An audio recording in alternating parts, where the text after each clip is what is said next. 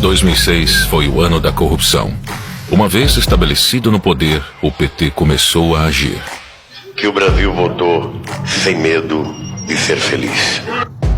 Nos primeiros anos do governo Lula, os esquemas de corrupção foram colocados em prática. O escândalo dos bingos veio à tona em 2004. Em 2005, o escândalo dos Correios deu origem às investigações do Mensalão. No meio de tudo isso, ainda teve o caso conhecido como dólares na cueca. Em 2006, a máfia dos sanguessugas desviava dinheiro destinado à saúde.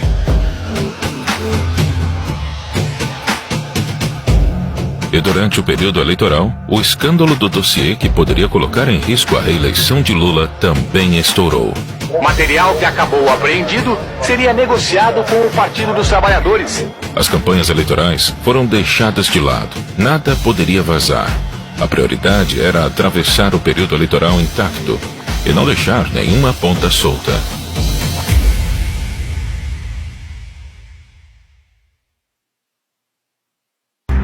Com o PT no poder, a esperança do brasileiro era de mudança. E a mudança aconteceu, mas só para os seus aliados políticos. Antes de Lula ser eleito, aconteceu a crise dos bingos. Valdomiro Diniz, na época presidente da Loteria do Estado do Rio de Janeiro, foi pego extorquindo empresários para enriquecer o PT. Um dos extorquidos, o bicheiro Carlinhos Cachoeira, gravou Valdomiro pedindo propina e garantindo em troca o monopólio de loterias virtuais. A promessa não foi cumprida e Cachoeira divulgou o vídeo em 2004. A fita de vídeo a que se referia o subprocurador foi gravada por Cachoeira em 2002. A crise desestabilizou pela primeira vez o governo Lula. A confissão do Valdomiro Diniz de que, de fato, tinha pedido dinheiro a Carlos Cachoeira para campanhas eleitorais e propina para um amigo.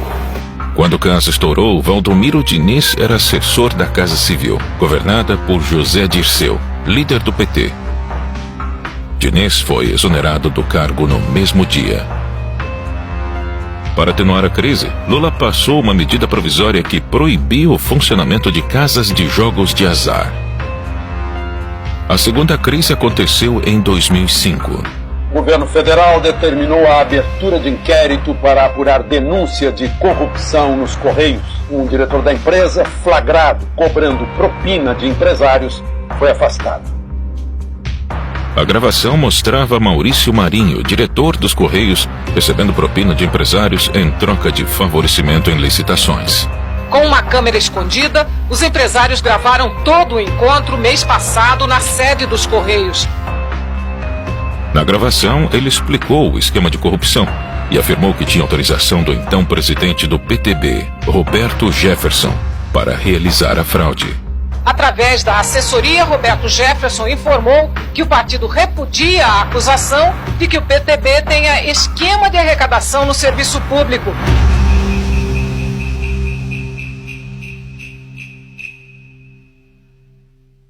Quando investigado pela CPI dos Correios, Roberto Jefferson abriu a boca. Cabe agora a Roberto Jefferson esclarecer o que diz, o que sabe e o que quer. Maior esquema de corrupção que eu vi nos últimos anos. Que a estatal desviava 3 milhões de reais por mês para o PT. O mensalão foi exposto. Jefferson afirmou que as estatais foram a fonte de dinheiro do mensalão. Licitações, cargos e indicações impulsionaram o esquema de corrupção. Quais são as joias da coroa, digamos assim, da administração federal? Petrobras, Furnas, Eletrobras, os fundos de pensão. Roberto Jefferson apareceu para depor. Chegou mostrando um hematoma no rosto, consequência de um acidente doméstico.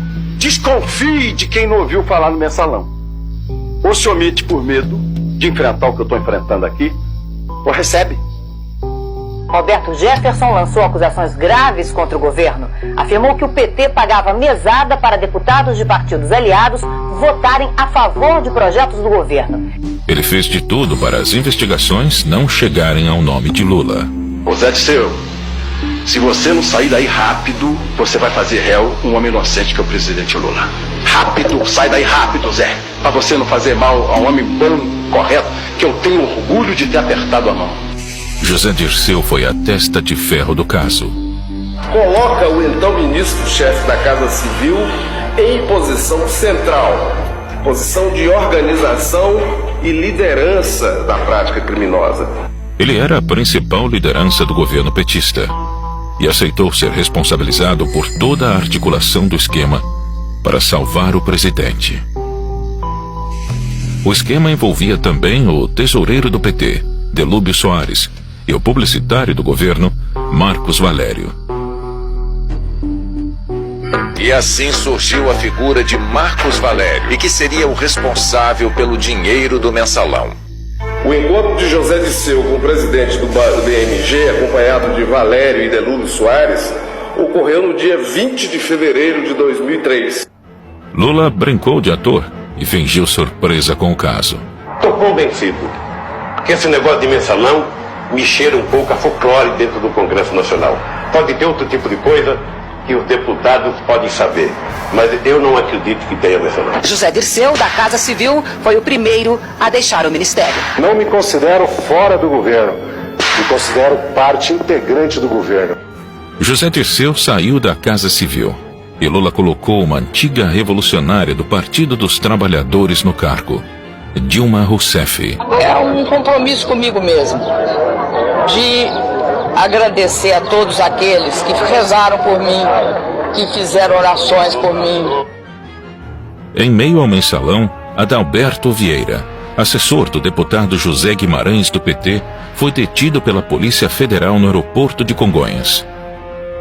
Ele tinha R$200 mil em uma maleta e mais $100 mil na cueca.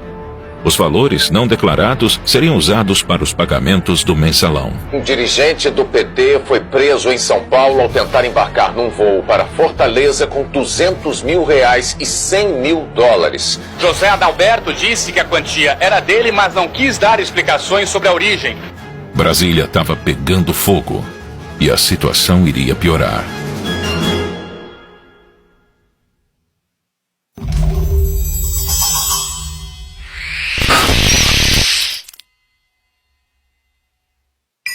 Na Operação Sanguessuga foram cumpridos 46 mandados de prisão contra políticos e assessores. A acusação era desvio de verbas do orçamento da União por meio da compra superfaturada de ambulâncias por prefeituras. Em maio de 2006, a Polícia Federal iniciou a Operação Sanguessuga. Deputados federais de vários partidos foram denunciados por ganhar dinheiro com superfaturamento de ambulâncias. Segundo a Polícia Federal, a movimentação financeira total seria de cerca de R$110 milhões. Além dos deputados, o esquema de corrupção envolvia órgãos do governo federal, prefeituras e empresas privadas. A comissão investigou 87 deputados e 3 senadores e pediu o indiciamento de 72 parlamentares, mas nenhum foi cassado. A máfia dos sanguessugas teve início na gestão do ministro da Saúde da época, José Serra. Em Cuiabá, a Polícia Federal abriu inquérito sobre a origem do dinheiro encontrado com Gedimar Pereira Passos e Valdebran Padilha. Os dois devem ser transferidos de São Paulo para Cuiabá ainda esta noite. Devem depor a Polícia Federal e ao Ministério Público Federal.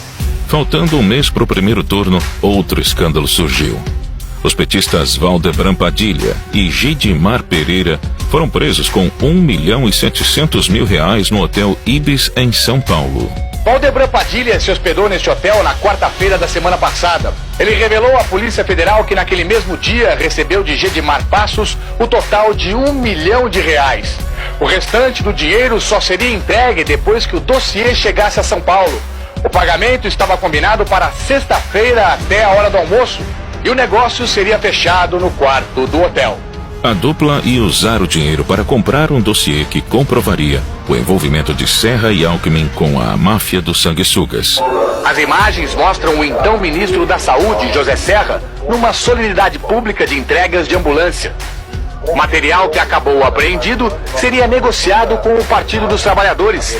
Quer dizer, de onde veio esse dinheiro? Quem são as pessoas? Qual era o propósito porque isso está contra as regras da normalidade do jogo democrático. O dossiê seria entregue em São Paulo para Valdebran Padilha, filiado ao PT e arrecadador de campanha em Mato Grosso. A missão de Valdebran era se certificar da existência do dinheiro que pagaria as informações de Vedoim. Em declaração à Polícia Federal, Gedimar afirmou que tinha sido contratado pelo assessor pessoal de Lula, Freud Godoy. Na Secretaria Particular da Presidência da República, em Brasília, trabalham Freud Godoy, que, como disse Gedimar no depoimento, tem uma empresa de segurança. Freud é filiado ao PT desde 89. Trabalhou em todas as campanhas do presidente Lula e hoje é assessor especial da Presidência da República, lotado na Secretaria Particular da Presidência. Ele tem uma sala no Palácio do Planalto, no mesmo andar do gabinete de Lula. Lula não participava dos debates, não dava entrevistas e não dava explicações sobre o dossiê fora do horário eleitoral gratuito. Cristóvão Buarque perguntou a Lula, ainda que ele não estivesse no debate, como ficaria a situação do presidente caso algo fosse descoberto sobre a participação dele no dossiê. O presidente Lula preferiu trocar o debate que você acabou de ver aí por um último comício. Foi em São Bernardo do Campo, no ABC Paulista, onde ele começou na vida política.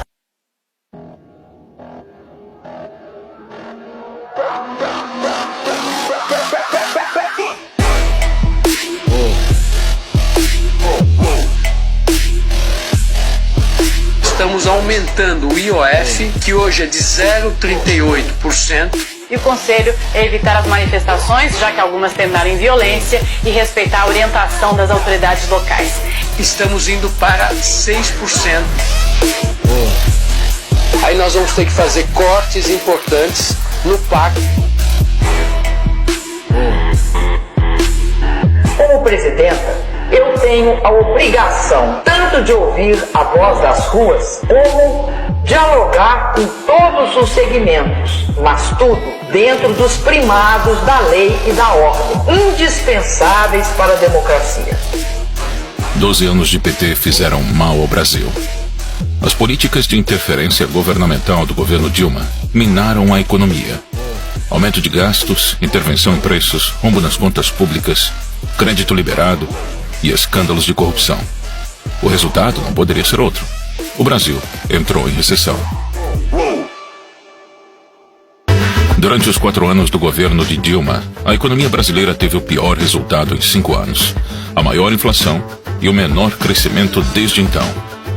36% do PIB era devorado pelo Estado, e ao invés de diminuir gastos, o governo Dilma adquiriu mais empréstimos, mais subsídios e mais incentivos fiscais. Nos últimos 13 anos, o Partido dos Trabalhadores promoveu um inchaço do Estado brasileiro. Nesse período, o PT criou 40 empresas que aumentaram os gastos e ajudaram a provocar a crise fiscal do governo. A influente revista The Economist fez outra capa sobre o nosso país, desta vez perguntando se estragamos tudo.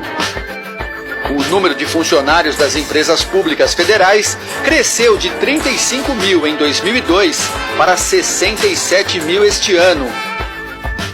A Copa do Mundo foi trazida ao Brasil com a promessa de impulsionar a economia e criar empregos. Mas na realidade, os estádios foram superfaturados em quase 30 bilhões de reais. E hoje estão sem uso.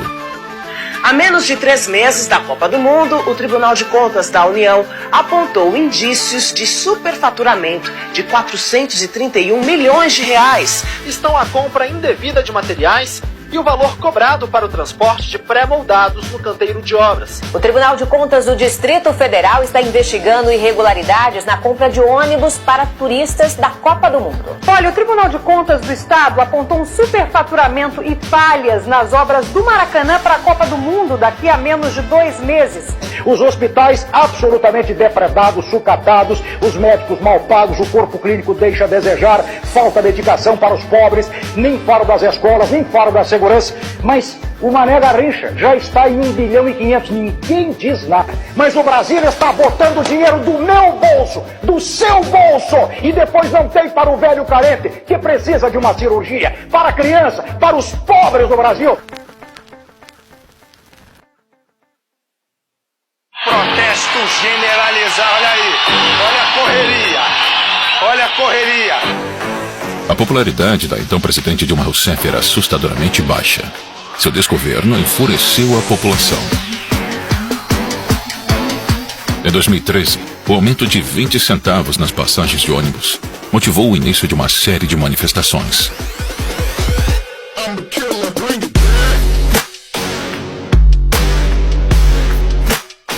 O que começou com a briga pelos 20 centavos se transformou em 1,5 milhão de brasileiros nas ruas. Você vai vendo as esquinas das avenidas Presidente Vargas e Avenida Rio Branco. Está tudo paralisado no centro do Rio de Janeiro.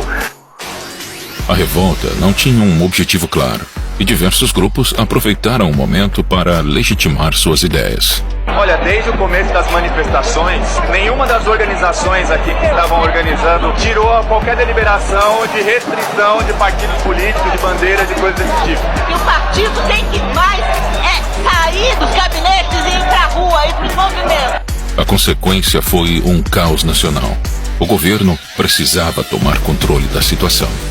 PSOL, PSTU e sindicatos financiados pelo PT bancaram black blocs para esvaziar os protestos.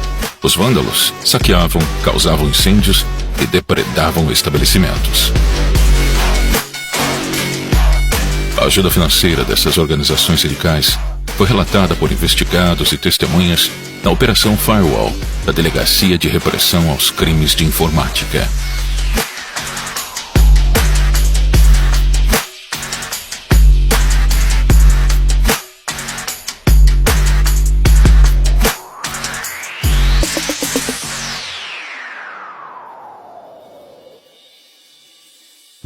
O esquema de corrupção na Petrobras foi descoberto graças a outra investigação que colocou políticos e empresários na cadeia, o Mensalão. Documentos da Justiça Federal revelam que foi a apuração do esquema de compra de votos de parlamentares que levou à Operação Lava Jato. A eleição de 2014 foi muito parecida com a de 2006.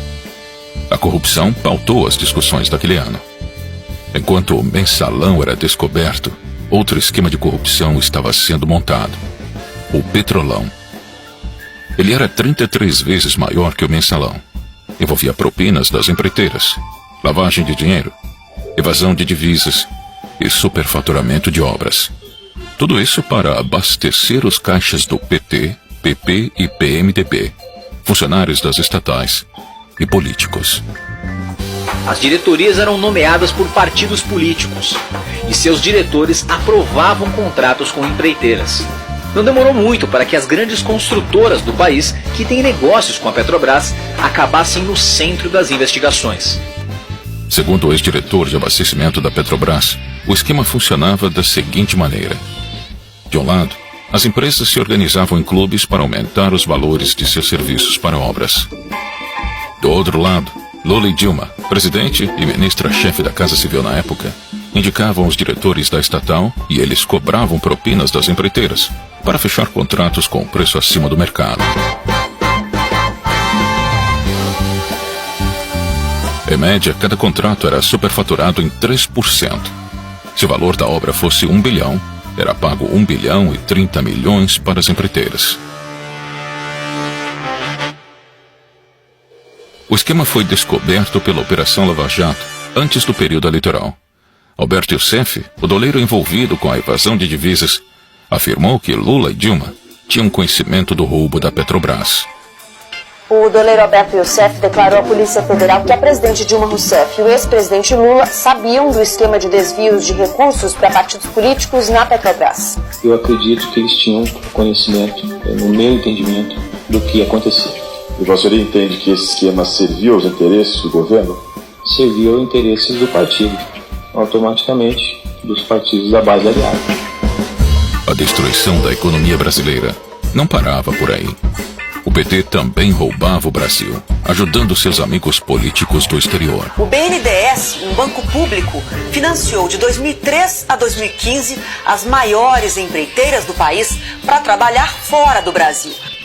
Obras na Venezuela, Cuba, Peru, Argentina e na República Dominicana foram financiadas pelo Banco Nacional de Desenvolvimento, o BNDES.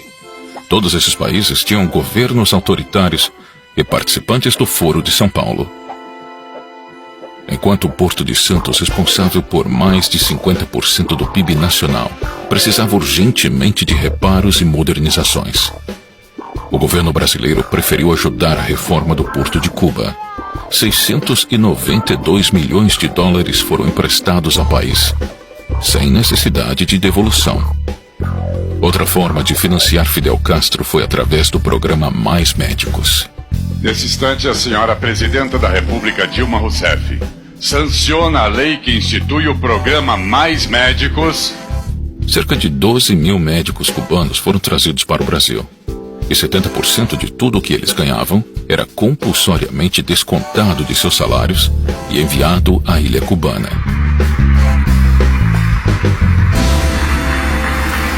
E assim começaria a disputa presidencial de 2014.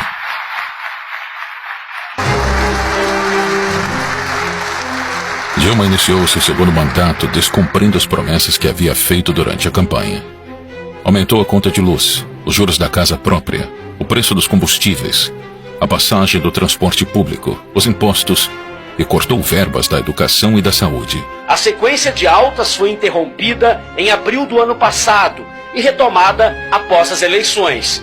Hoje, a taxa está em quase 14%. Enquanto isso, a inflação que estava em 6% ao ano não cedeu. Ao contrário, ganhou fôlego e está no nível mais alto em 11 anos. A semana começou com uma notícia nada boa para os motoristas: o aumento no preço da gasolina. Em menos de 60 dias foram 2 reajustes. Dilma Rousseff se reúne com o ex-presidente Lula antes do anúncio do corte de quase 70 bilhões de reais no orçamento de 2015. O desemprego ficou em 12% no último trimestre do ano passado e atingiu mais de 12 milhões de pessoas no país. É o maior índice desde 2012, quando foi criada a série de indicador da PNAD. Os maiores cortes ficarão com o PAC, Programa de Aceleração do Crescimento, 25 bilhões e 700 milhões de reais. Ministério das Cidades, 17,2 bilhões. Saúde, 11,8 bilhões. E Educação, 9,4 bilhões. Nos dias 15 de março, 12 de abril, 16 de agosto e 13 de dezembro de 2015, os brasileiros foram às ruas pedindo o impeachment da presidente. 200 mil pessoas nesse momento na Avenida Paulista. 200 mil pessoas, segundo a Polícia Militar.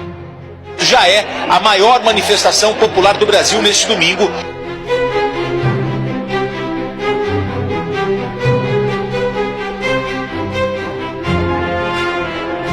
No mesmo ano, o TCU deu prazo para a presidente explicar uma série de irregularidades nas contas públicas de 2014, as chamadas pedaladas fiscais.